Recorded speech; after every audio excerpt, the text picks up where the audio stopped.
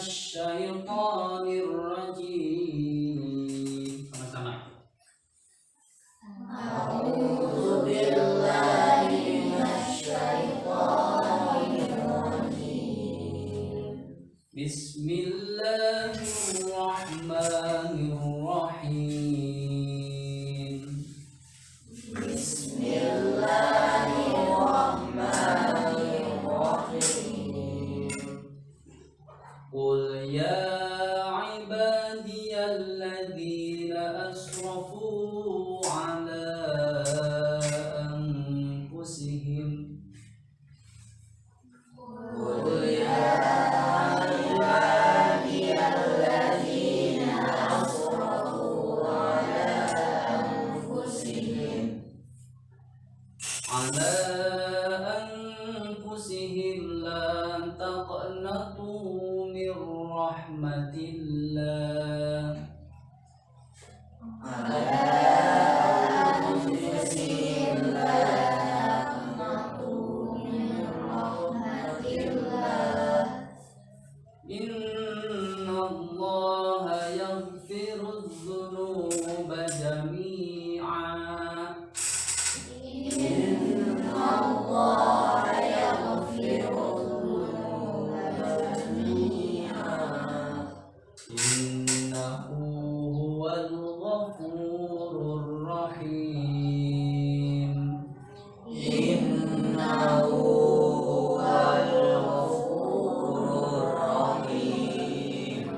Baik ya, kita coba terjemahkan atau artikan secara mufradat, secara perkataan. Nah, baik. Qul, apa artinya qul? Katakanlah. Ya, qul. Ibadi hambaku. Ya, kalau pakai ya berarti wahai hambaku. Ya, ini harfun nida ya. Kata-kata panggilan dalam bahasa Arab biasa menggunakan kata ya. Ya Humairah, ya Rizal, ya Habibi, ya Habibati. Nah, itu ya. Ya. Kalau ibadah artinya hambaku. Alladzina orang. Asrafu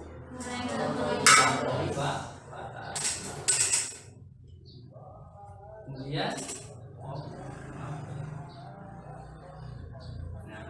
ala terhadap atau kepada ya. Anfusihim diri sendiri. La taqnatu, jangan berputus asa, artinya harus optimis ya. Inna sesungguhnya rahmatullahi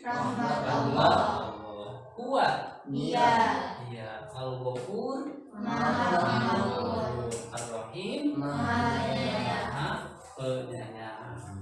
Jadi kira-kira bagaimana terjemah secara lengkapnya? Coba kita coba dulu ya. Bagaimana? Kira-kira terjemah lengkapnya?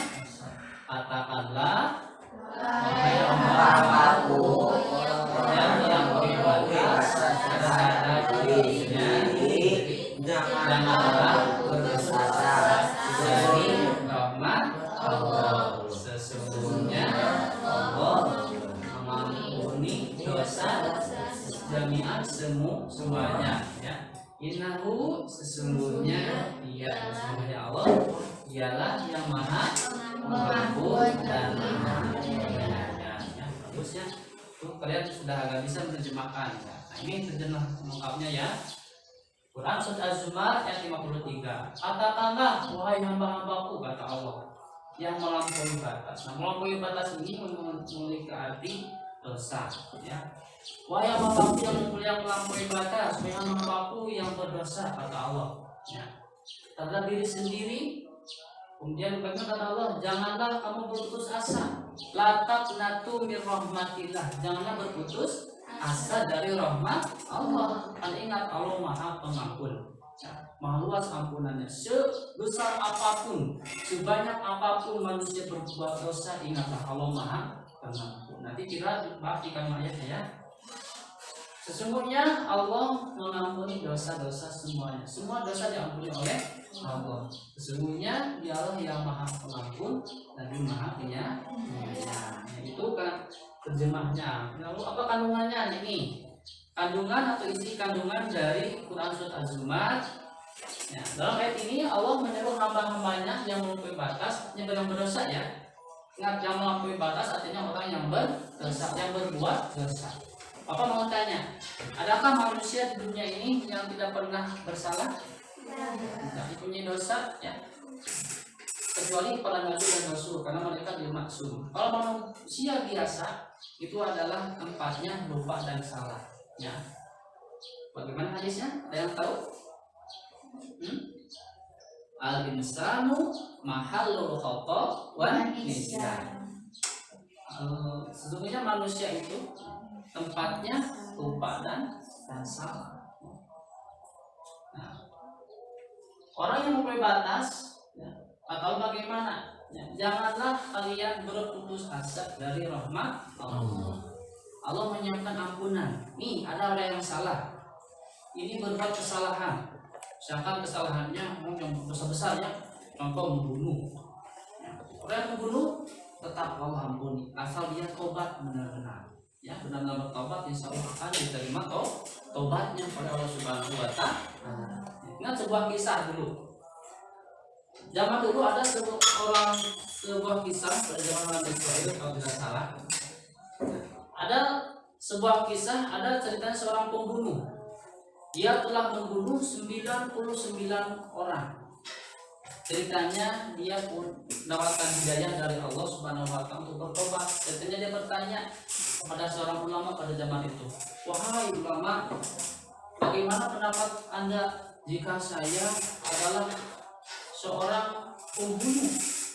Jika saya bertobat, apakah Allah akan menerima tobat saya? Kata orang tadi, kata pembunuh itu, bagaimana? Kata ulama itu, ada berapa orang yang bunuh? Saya telah membunuh 99 orang. Bagaimana pendapat orang itu? Wah, Anda terlalu banyak dosa, Allah tidak akan menerima tobat Anda. Kata para ulama itu.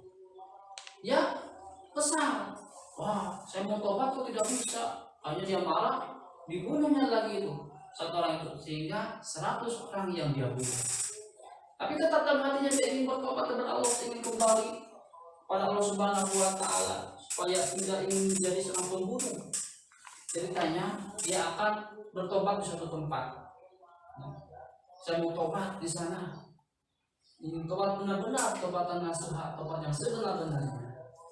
Lalu berjalan terus berjalan, sehingga di sebuah perjalanan dia meninggal dunia. Kemudian dua malaikat pencatat amal baik dan amal buruk, mereka berebut tulisan. Kata malaikat Raqib, ini bagian saya karena ini orang mau tobat.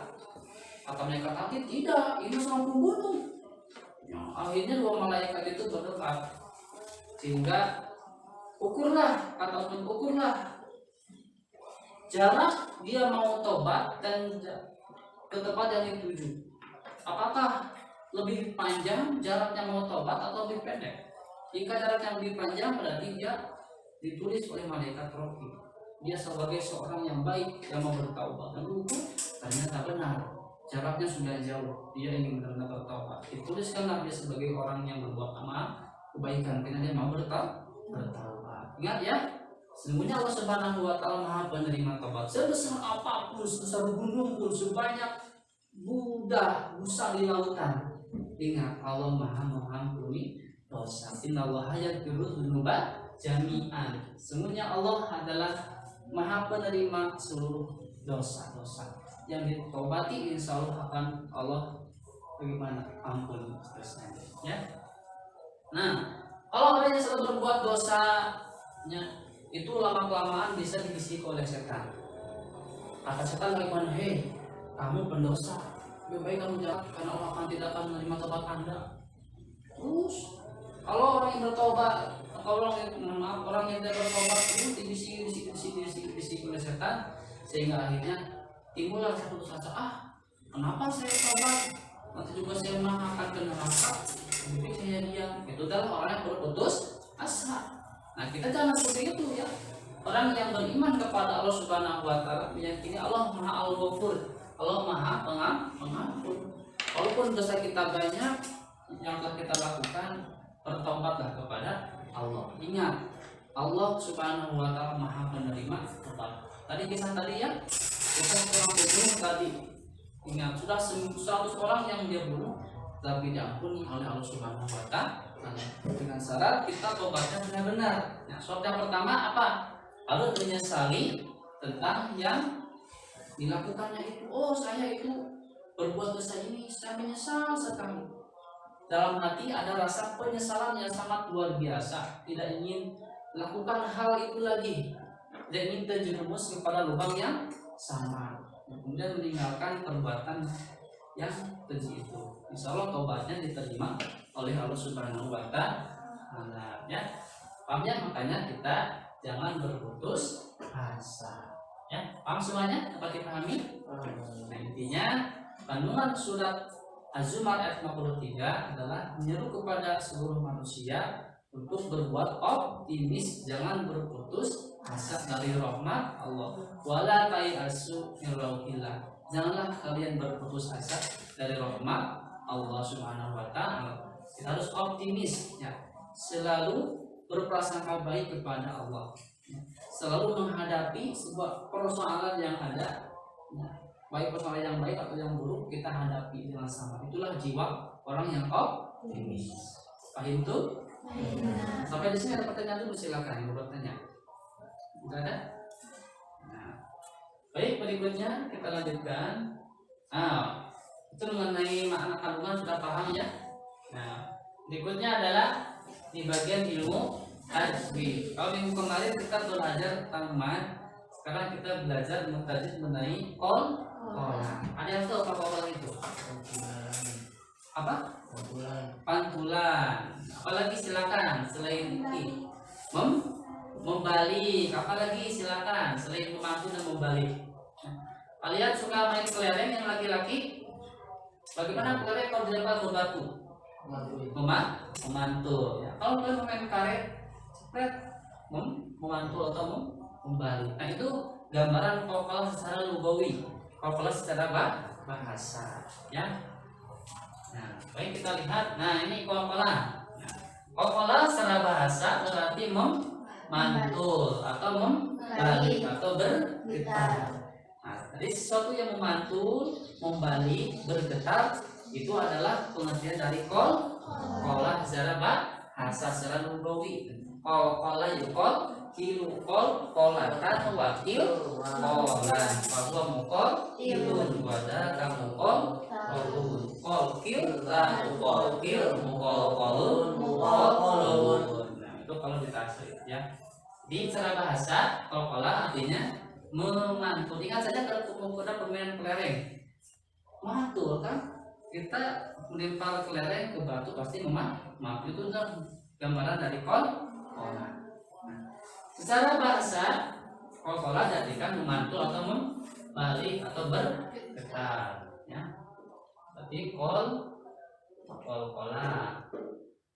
Ada 5. 1 qa, 2 qa, 3 ba, 4 jim. Yang kelima dal. Ya. Kalau kita 2 saja ya. Nanti yang satunya lagi dibantu. Nah, qalqalah sugro adalah suatu lafaz yang dibaca qalqalah sugro apabila di dalamnya terdapat qalqalah yang merupakan sukun asli, artinya bukan karena wakoh. Nah, contoh bacaan ini la taqnatu sama-sama. La taqnatu. Ada pokoknya di sini? Ada. Apa pokoknya? Ko. Nah, ko berharokat sukun Asli. bukan karena berhenti atau wakoh. Maka hukum ini dibacanya hukum apa? Qalqalah apa?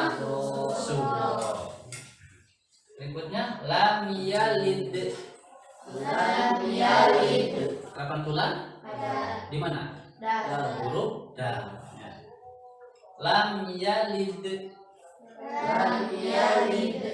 Itu bacaan qalqalah. Ini huruf qalqalahnya apa? Dal. Qalqalah apa namanya? Sugro. Mengapa disebut qalqalah sugro? Kecil, memantul. Kenapa? Karena sukun asli. Sukun asli kan? Bukan karena berhenti atau kenapa kok. Ya.